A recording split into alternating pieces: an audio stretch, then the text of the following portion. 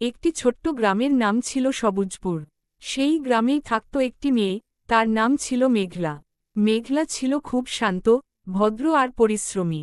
ছোটবেলায় সে তার মাকে হারিয়েছিল, তাই বাবার সঙ্গেই তার ছোট্ট সংসার। প্রতিদিন ভোরে মেঘলা ঘুম থেকে উঠে উঠোন ঝাড়ু দিত, গাছে পানি দিত, তারপর বাবার জন্য নাস্তা তৈরি করত। বাবা মাঠে কাজ করতে গেলে মেঘলা নিজের পড়াশোনা করত। পড়াশোনার পাশাপাশি গ্রামের ছোট ছোট শিশুদেরও পড়াত। মেঘলার একটি বড় স্বপ্ন ছিল, সে একদিন অনেক পড়াশোনা করে একজন শিক্ষক হবে। সে বিশ্বাস করত, শিক্ষা মানুষের জীবন বদলে দিতে পারে। একদিন স্কুলে ঘোষণা হল, জেলার সেরা শিক্ষার্থী বাছাইয়ের জন্য একটি বড় প্রতিযোগিতা হবে। মেঘলা খুব উৎসাহ পেল, সে প্রতিদিন আরও মন দিয়ে পড়াশোনা শুরু করল।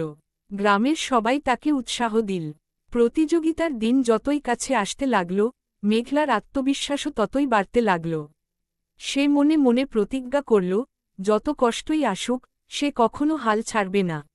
সেদিন সন্ধ্যায় আকাশে অসংখ্য তারা জ্বলছিল। মেঘলা আকাশের দিকে তাকিয়ে নিজের স্বপ্নের কথা ভাবল। তার মনে হল, একদিন সেও নিজের পরিশ্রম দিয়ে জীবনের আকাশে উজ্জ্বল তারার মতো জ্বলবে। এই স্বপ্ন নিয়েই শুরু হলো মেঘলার জীবনের নতুন। পরদিন ভোরে মেঘলা আগের চেয়ে আরও আগে ঘুম থেকে উঠল। ঘরের সব কাজ শেষ করে সে বই নিয়ে বসে পড়ল। প্রতিটি বিষয় মনোযোগ দিয়ে পড়তে লাগল। তার বাবা মেয়ের এমন পরিশ্রম দেখে খুব খুশি হলেন এবং বললেন, পরিশ্রম কখনো বৃথা যায় না। কয়েকদিন পর স্কুলে মডেল পরীক্ষা অনুষ্ঠিত হল। মেঘলা ভালোভাবে পরীক্ষা দিলেও একটি কঠিন অঙ্কের প্রশ্নের উত্তর দিতে পারেনি। বাড়ি ফিরে সে একটু মন খারাপ করল, কিন্তু হতাশ না হয়ে সে সিদ্ধান্ত নিল, যেটা পারে না সেটাই আগে শিখবে। পরদিন সে শিক্ষকের কাছে গিয়ে সেই অঙ্ক বুঝে নিল। শিক্ষক মেঘলার আগ্রহ দেখে বললেন, ভুল করা দোষ নয়, ভুল থেকে শিক্ষা না নেওয়াই দোষ। এরপর প্রতিদিন মেঘলা নিয়ম করে পড়াশোনা করতে লাগল। ধীরে ধীরে তার সব দুর্বল বিষয় শক্তিশালী হয়ে উঠল। গ্রামের সবাই তার পরিশ্রমের প্রশংসা করতে লাগল।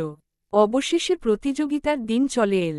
নতুন পোশাক পরে, বাবার আশীর্বাদ নিয়ে মেঘলা পরীক্ষা কেন্দ্রের উদ্দেশ্যে রওনা দিল। তার মনে ছিল একটু ভয়, কিন্তু তার চেয়েও বড় ছিল নিজের ওপর বিশ্বাস। পরীক্ষার হলের দরজার সামনে দাঁড়িয়ে মেঘলা গভীর শ্বাস নিল। আজকের দিনটি তার ভবিষ্যতের জন্য খুব গুরুত্বপূর্ণ হতে চলেছে। পরীক্ষা শুরু হওয়ার ঘণ্টা বাজতেই মেঘলা শান্তভাবে নিজের আসনে বসে পড়ল। প্রশ্নপত্র হাতে পেয়ে সে প্রথমে সব প্রশ্ন ভালো করে পড়ে নিল। কয়েকটি প্রশ্ন কঠিন ছিল, কিন্তু সে ভয় পেল না। ধীরে ধীরে একে একে সব প্রশ্নের উত্তর লিখতে শুরু করল। পরীক্ষা শেষ হওয়ার পর মেঘলার মনে একটু দুশ্চিন্তা ছিল। সে ভাবছিল, তার উত্তরগুলো ঠিক হয়েছে তো? বাবা তাকে সাহস দিয়ে বললেন, যা হয়েছে, ভালোই হয়েছে। এখন ফলাফলের জন্য ধৈর্য ধরো। কয়েকদিন পরে স্কুলে ফলাফল প্রকাশের দিন এল। সব শিক্ষার্থী মাঠে জড়ো হল। প্রধান শিক্ষক সবার সামনে ফলাফল ঘোষণা করলেন। মেঘলার নাম প্রথম শুনেই চারদিকে হাততালি পড়ে গেল। সে পুরো বিদ্যালয়ে প্রথম হয়েছে। আনন্দে মেঘলার চোখে জল চলে এল। সে বাবার দিকে তাকাতেই বাবা গর্বে হাসলেন। শিক্ষকরা তাকে অভিনন্দন জানালেন এবং বললেন, তোমার পরিশ্রমই তোমাকে এই সাফল্য এনে দিয়েছে। এই ফলাফলের কারণে মেঘলা জেলার চূড়ান্ত প্রতিযোগিতায় অংশ নেওয়ার সুযোগ পেল। কিন্তু সে জানত, আসল পরীক্ষা এখনও বাকি।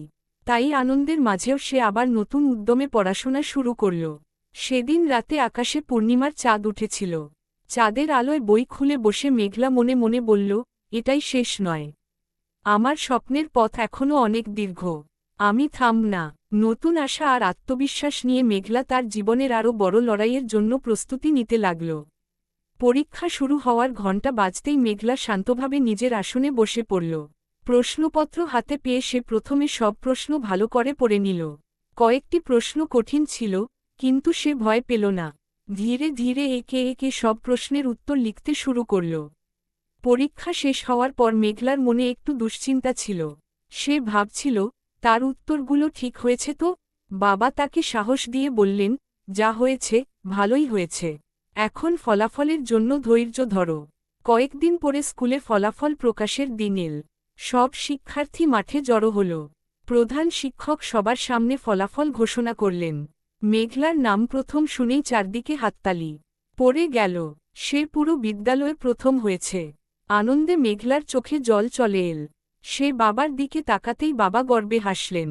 শিক্ষকরা তাকে অভিনন্দন জানালেন এবং বললেন, তোমার পরিশ্রমই তোমাকে এই সাফল্য এনে দিয়েছে। এই ফলাফলের কারণে মেঘলা জেলার চূড়ান্ত প্রতিযোগিতায় অংশ নেওয়ার সুযোগ পেল। কিন্তু সে জানত, আসল পরীক্ষা এখনও বাকি। তাই আনন্দের মাঝেও সে আবার নতুন উদ্যমে পড়াশোনা শুরু করল। সেদিন রাতে আকাশে পূর্ণিমার চাঁদ উঠেছিল। চাঁদের আলোয় বই খুলে বসে মেঘলা মনে মনে বলল, এটাই শেষ নয়। আমার স্বপ্নের পথ এখনও অনেক দীর্ঘ। আমি থাম না। নতুন আশা আর আত্মবিশ্বাস নিয়ে মেঘলা তার জীবনের আরও বড় লড়াইয়ের জন্য প্রস্তুতি নিতে লাগল। রাজ্য পর্যায়ের প্রতিযোগিতার খবর ছড়িয়ে পড়তেই পুরো গ্রাম আনন্দে ভরে উঠল। সবাই মেঘলাকে শুভকামনা জানাতে তার বাড়িতে এল। কেউ বই উপহার দিল, কেউ কলম, আবার কেউ বলল, তুমি আমাদের গ্রামের গর্ব। মেঘলা আগের চেয়ে আরও বেশি মনোযোগ দিয়ে পড়াশোনা শুরু করল। ভোরে উঠে পড়া, বাবাকে কাজে সাহায্য করা, তারপর স্কুলে যাওয়া, এভাবেই তার দিন কাটতে লাগল। কঠোর পরিশ্রমে সে একটুও ক্লান্ত হতো না, কারণ তার চোখে ছিল বড় স্বপ্ন। একদিন স্কুলের প্রধান শিক্ষক মেঘলাকে নিজের কক্ষে ডাকলেন। তিনি একটি নতুন বইয়ের সেট এবং একটি ডায়েরি উপহার দিয়ে বললেন, এই ডায়েরিতে প্রতিদিন তোমার নতুন শেখা বিষয়গুলো লিখে রাখবে। এতে তোমার আত্মবিশ্বাস আরও বাড়বে। মেঘলা সেই পরামর্শ মেনে চলতে লাগল। প্রতিদিন সে নতুন কিছু শিখে ডায়েরিতে লিখত। কয়েক মাসের মধ্যেই তার জ্ঞানের পরিধি অনেক বেড়ে গেল। অবশেষে রাজ্য পর্যায়ের প্রতিযোগিতার দিন চলে এল। পরীক্ষা কেন্দ্রে পৌঁছে সে দেখল, বিভিন্ন জেলার মেধাবী শিক্ষার্থীরা সেখানে এসেছে। সবাই খুব প্রস্তুত। কিন্তু এবার মেঘলা ভয় পেল না। সে জানত, পরিশ্রমই তার সবচেয়ে বড় শক্তি। পরীক্ষা শেষ করে বাড়ি ফিরে সে ফলাফলের অপেক্ষা করতে লাগল। প্রতিদিন তার মনে নতুন আশা জন্ম নিত। বাবা বললেন, ফল যাই হোক, তুমি ইতিমধ্যেই আমাদের গর্ব। মেঘলা মুচকি হাসল। সে জানত, সত্যিকারের বিজয় শুধু পুরস্কার পাওয়ায় নয়, বরং নিজের স্বপ্নের জন্য নিরন্তর চেষ্টা করে যাওয়ায়। আর সেই বিশ্বাস নিয়েই সে ভবিষ্যতের নতুন দিনের অপেক্ষা করতে লাগল। কয়েক সপ্তাহ পর রাজ্য পর্যায়ের প্রতিযোগিতার ফল প্রকাশের দিন এল। সকাল থেকেই মেঘলার মন অস্থির ছিল। সে বারবার ভাবছিল, এত দিনের পরিশ্রমের ফল কি হবে। স্কুলে পৌঁছাতেই প্রধান শিক্ষক সবাইকে মাঠে জড়ো হতে বললেন। কিছুক্ষণ পর তিনি হাসিমুখে ঘোষণা করলেন, আমাদের স্কুলের ছাত্রী মেঘলা রাজ্য পর্যায়ের প্রতিযোগিতায় প্রথম স্থান অর্জন করেছে। মুহূর্তের মধ্যেই চারদিকে আনন্দের ধ্বনি উঠল। শিক্ষক, সহপাঠী এবং গ্রামের মানুষ হাততালি দিয়ে মেঘলাকে অভিনন্দন জানাল। তার বাবা আনন্দে চোখের জল ধরে রাখতে পারলেন না। তিনি মেয়েকে জড়িয়ে ধরে বললেন, আজ তোমার মা বেঁচে থাকলে খুব গর্ব করতেন। এই সাফল্যের জন্য মেঘলা একটি বৃত্তি পেল। সেই বৃত্তির মাধ্যমে বড় শহরের একটি ভালো বিদ্যালয়ে পড়ার সুযোগও পেল। নতুন স্কুলে যাওয়ার কথা ভেবে তার মনে আনন্দের পাশাপাশি একটু ভয়ও কাজ করছিল।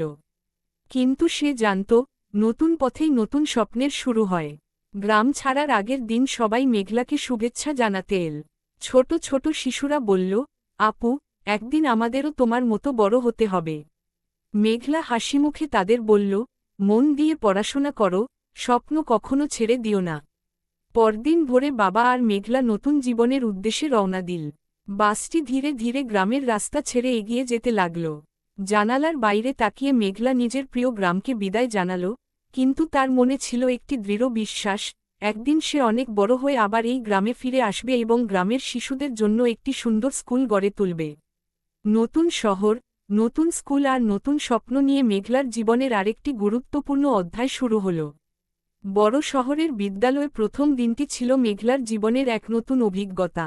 বিশাল স্কুল ভবন, আধুনিক শ্রেণীকক্ষ, বড় লাইব্রেরি এবং বিজ্ঞানাগার দেখে সে মুগ্ধ হয়ে গেল।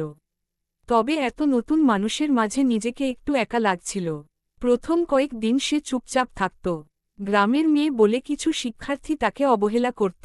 তাদের কথায় মেঘলার মন খারাপ হলেও সে কোনো উত্তর দিত না। সে ভাবত, মানুষের পরিচয় তার কাজ আর চরিত্রে।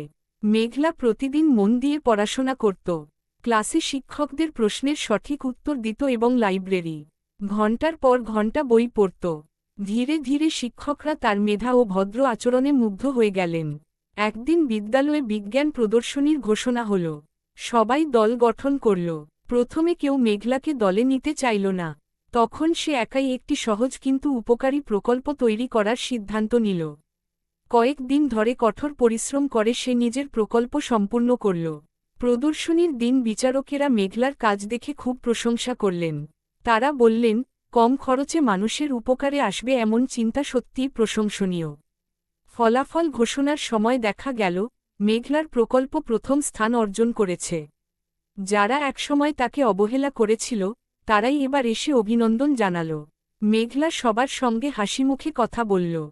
সে কাউকে ছোট করল না, কারণ সে জানত, ক্ষমা আর বিনয় মানুষকে আরও বড় করে তোলে।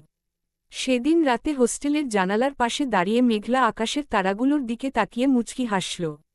সে বুঝতে পারল, জীবনে বাধা আসবেই, কিন্তু ধৈর্য, পরিশ্রম আর ভালো ব্যবহার থাকলে সেই বাধা একদিন সাফল্যের পথ খুলে দেয়।